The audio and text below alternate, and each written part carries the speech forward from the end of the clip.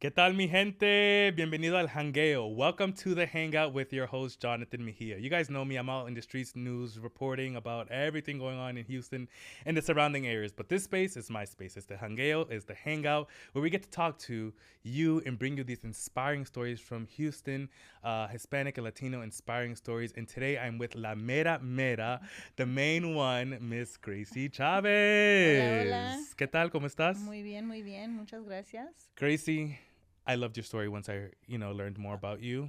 I think you are an amazing, inspiring woman here in Houston, and you're doing great things in the music industry. So, talk to us about, how that's been like for you.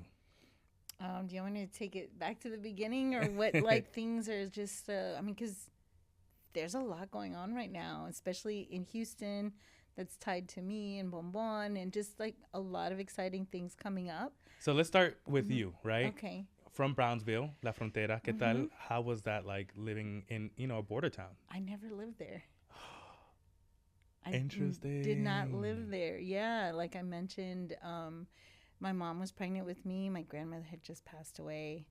And so I was born there. My sister was born maybe a year and a half later. And then we moved back to Houston.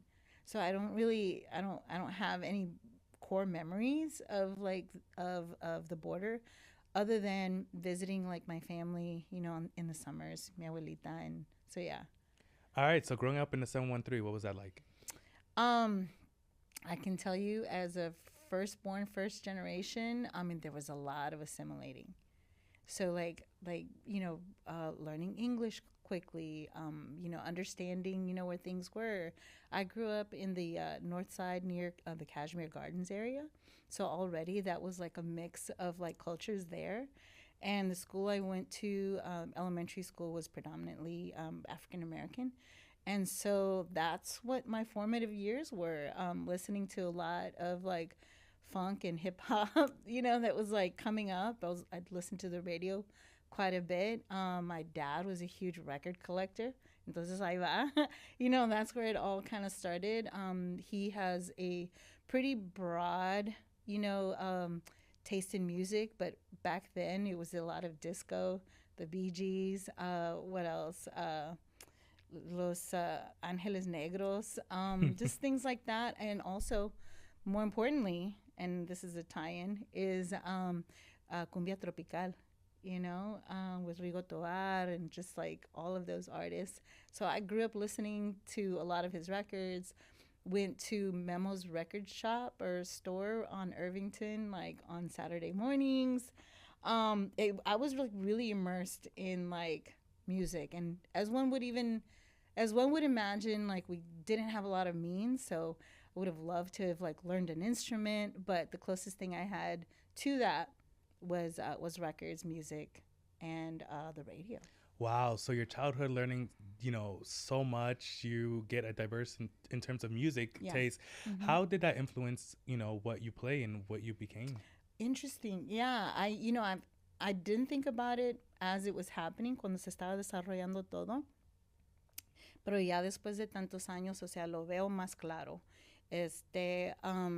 I was obviously like at the cusp of like hip hop being introduced here in Houston on KYOK AM radio. A lot of my friends, going to dances and social like things when you're in like I'm sorry, in elementary school and middle school. I think I did the most discovering different genres of music on my own. We didn't have the internet, right? So a lot of it was reading like liner notes and figuring out what artists they collaborated with, maybe another like record label, and then you'd find that. But as and maybe you might have experienced this, you always consider your parents' music, and you're like, no, esos son de ellos, es la música de ellos, And so even though, fast forward, I got my start, DJing, playing more like house music. It wasn't until much, much later that I heard an accordion in a sample of a house like song from the West Coast that felt like home. And that was like my full circle moment. And did you ever think that that would have a space in today's music? No, I didn't. Because when you said maybe 15, 20 years ago, hey, let's go to a Latin night, what that really meant was like going to a salsa night. Salsa, A bachata. salsero. Yep. Yeah. And so as someone that kind of didn't grow up listening to a lot of salsa, you know, and grew up at this point listening to more, you know, hip hop, Houston rap, you know, dance hall, reggae, you know, lo que sea. I was like very curious kid, you know, and so when you said you know, Latin night, it was salsa, and so already it felt exclusive. And even if you did decide to go, there was a cover and there was a dress code. And then once you got in, you almost had to be damn perfect, you know, at dancing salsa or bachata, even though bachata is a lot easier, right? I mean, now I know, right? Yeah. But yeah, and I would say that after the death of Selena, I felt like cumbia was a little dormant, you know, at least around these parts. And so for us, and this was like right up to I think this was around 2010. There was a lot of cumbia digital coming out of like South America con CSEC Records out of Argentina. Diplo had done some like mixtape where he, you know, went down and he did something with gosh, I forgot the name of the DJ, but he explored a lot of like, you know, cumbia music coming out of like that region.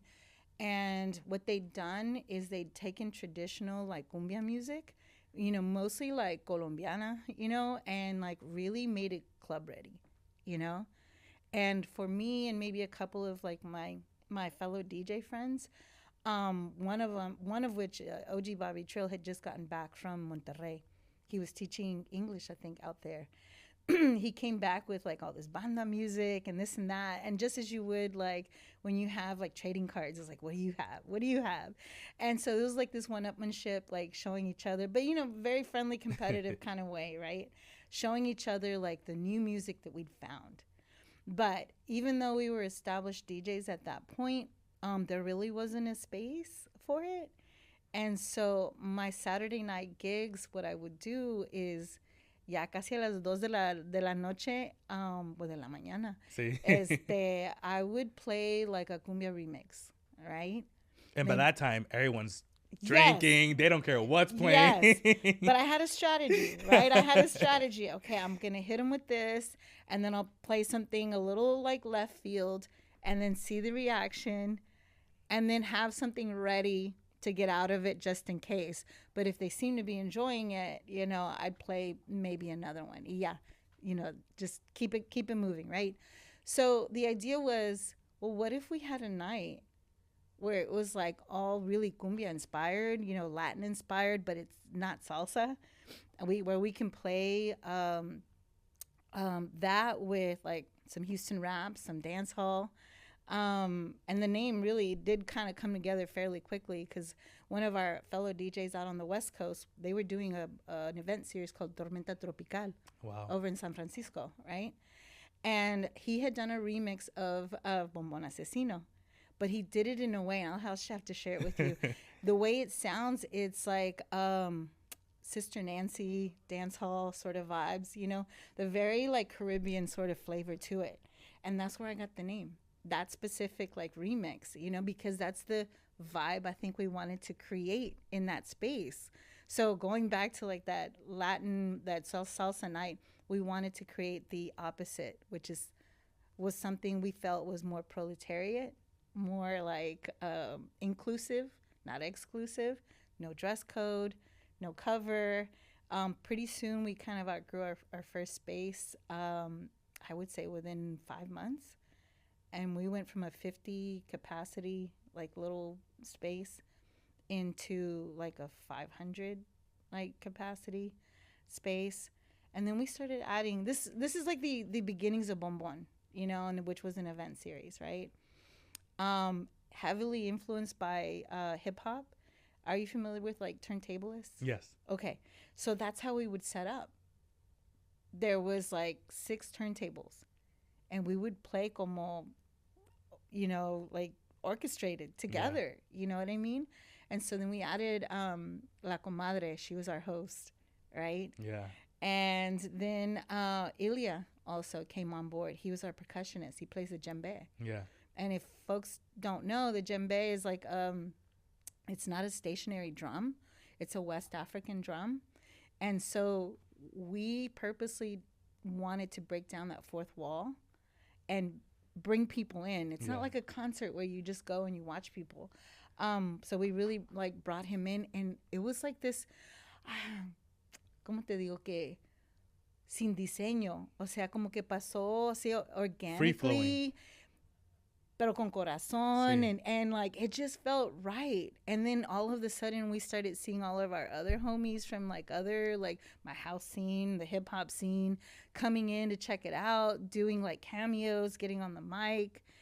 And so fast forward in that search for, you know, new music that kind of resonated, because aquí in Houston it's like a melting pot, you know? Very diverse. And I feel like I have to tell you.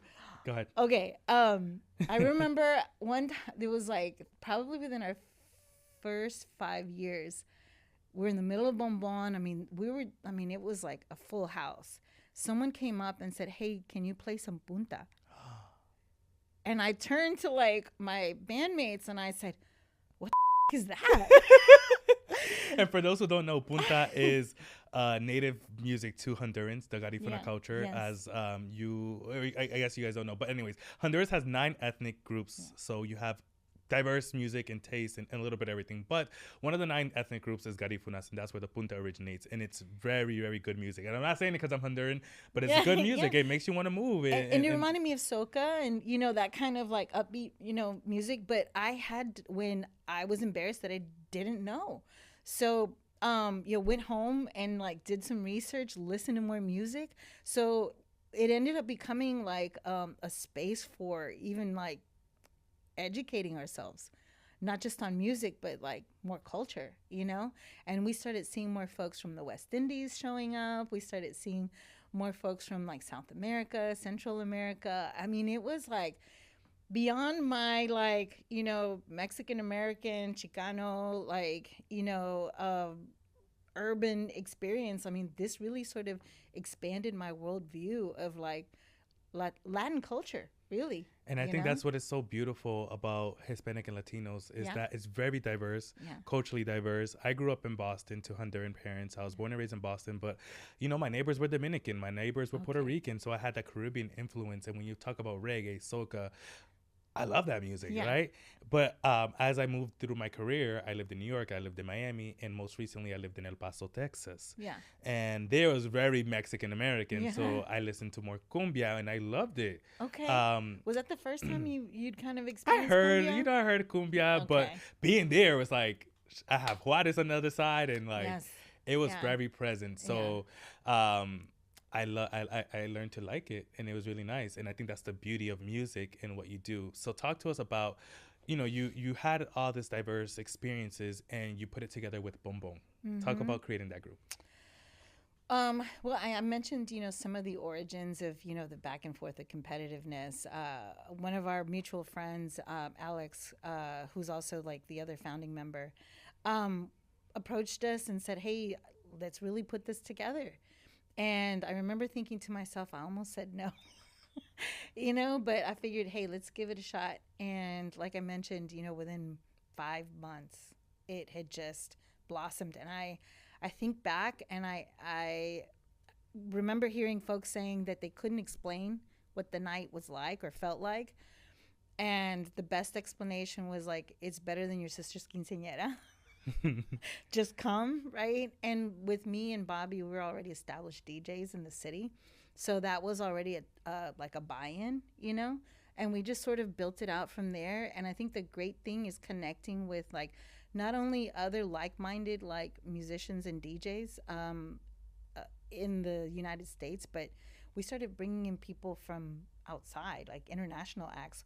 We brought in Mexican Institute of Sound, partnered with Red Bull at the time for that.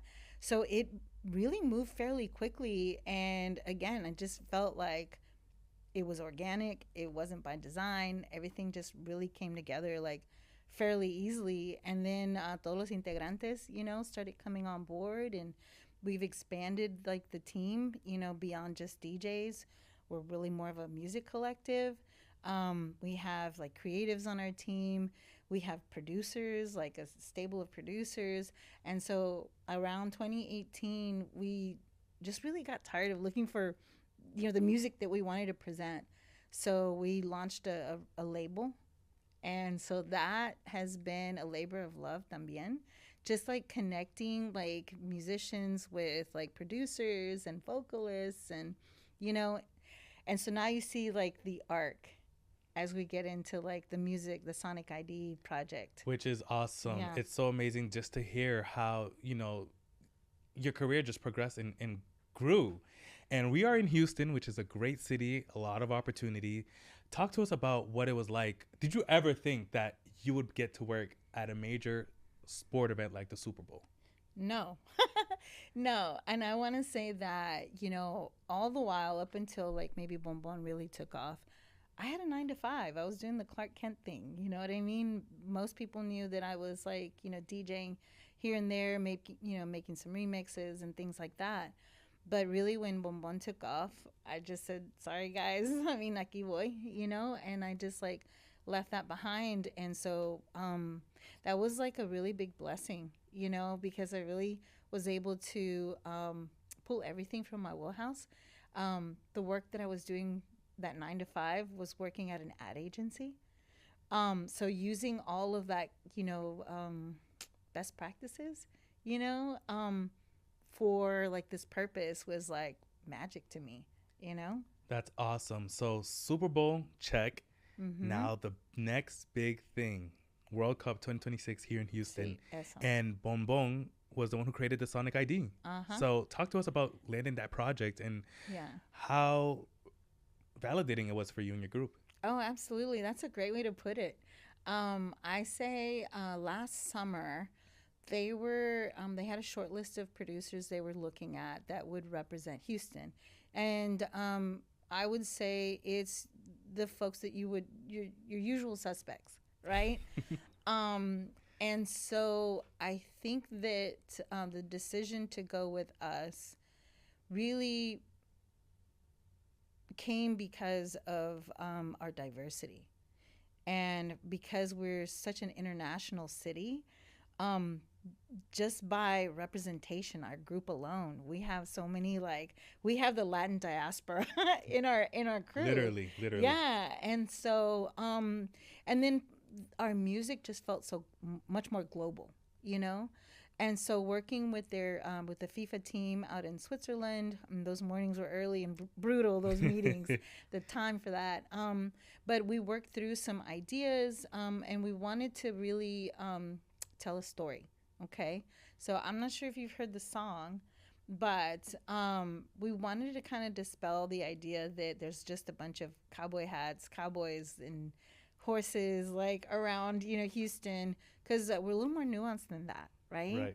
And so when you hear the song that we did for FIFA, you do hear that the Texas blues influence from, like, for example, Lightning Hopkins, who is from Houston, who kind of like, there would be no Stevie Ray Vaughan without him, right?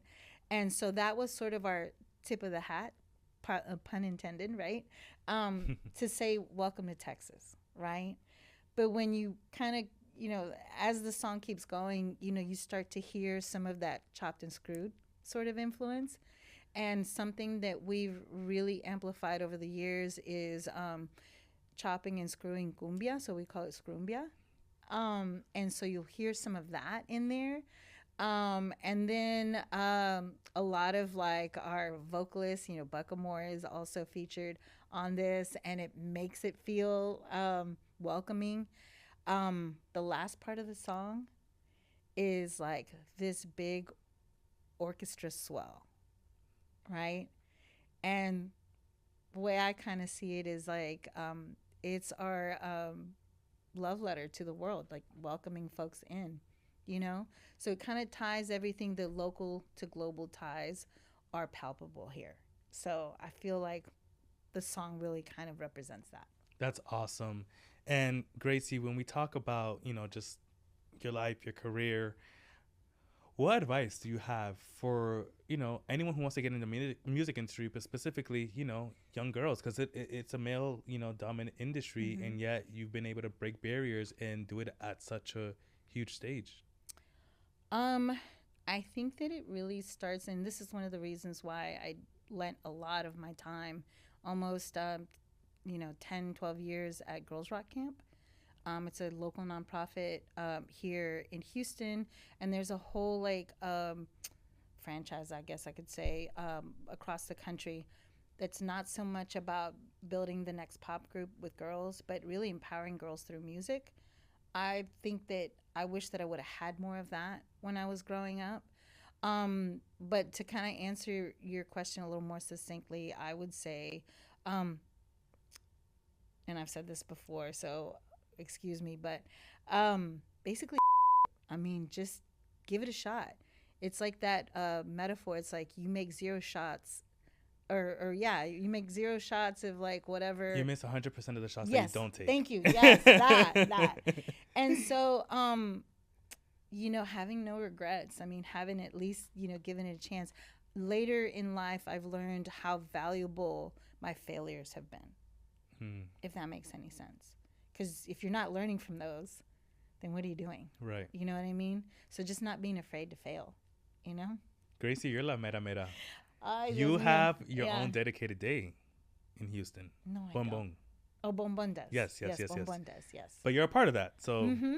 Yeah, November 3rd, and we are celebrating our 15th I anniversary. know la quinceañera. La You said you guys are gonna do quinceañera. it big. Yes, and so we've recently partnered with Carbach, and so we are going to celebrate our 15 years. We're looking forward to having our own signature beer, finally. Hey, we need a taste testing exclusively for Yes, el-jangueo, I okay? agree. I totally agree. You don't understand how excited I am. And I'm not a huge beer drinker, but so excited about that. And really excited about celebrating with my bandmates, of course. But just everybody that's like come out and made like Bombón. There were so many people that met, got married, had kids, started families, after going to all of our Bombón events. So this is a great way to kind of like make it multi-generational. Come out to Carbach. I think it's September 13th. But yeah, looking forward to kind of like doing that. And as we lead into like FIFA World Cup, there's going to be many more activations that we're going to be part of. So really, really excited to kind of see who does, come to Houston. I need to get a crash course in soccer. Well, we have Houston Soccer HQ, which is a show that streams here on Fox Local. Okay. Myself, Carolina Sanchez, Anthony Antoine, they're on it. So it's a plug to watch the show where we break Okay. things down. We're not soccer experts, but we're fans, right? So Okay. we have a little bit of everything on that show that streams right here on Fox Local. So tune into that. Okay. And it airs live every Wednesday. And we Really? want to have Okay. you on as a live guest. So, Okay. Yeah. So hey. practice your Spanish, Gracie. All right. But lastly, when you take a look back and you see everything that's developing for you, for Bombón, Mm-hmm. in your wildest dream, did you ever think that that's what it would have come to? No, and I think that obviously the pandemic played like a big role in. It was a big speed bump, right? So I did have a wobble, thinking like, okay, well, is this kind of where we tie up the bow and call it a day? And when you think that that's all you've given and that's where it goes, you get other opportunities that I never imagined. And while I am very proud of all the work that I've done with Bombón, it's the work as a former music officer for the city of Houston that I felt like is probably my proudest achievement. Yeah. That's awesome. So never give up. Mm-hmm. Never give up and never stop. Well, this is it for this episode of El-jangueo with Jonathan Mejia. You can stream it for free on Fox Local, free app for your smart TV and your phone. And we have much more inspiring stories like Gracie here that will be streaming on this show. Thank you for joining us. Thank you, Jonathan.